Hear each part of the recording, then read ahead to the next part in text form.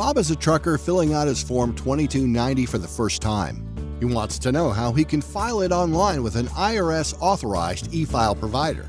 Good news is, eForm2290.com lays out all the steps to make it as easy as possible for a first-time filer in 5 simple steps.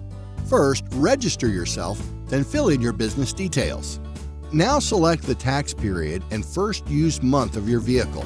Enter your vehicle information and make the payment. Now, what does Bob need before he files, and where can he find them?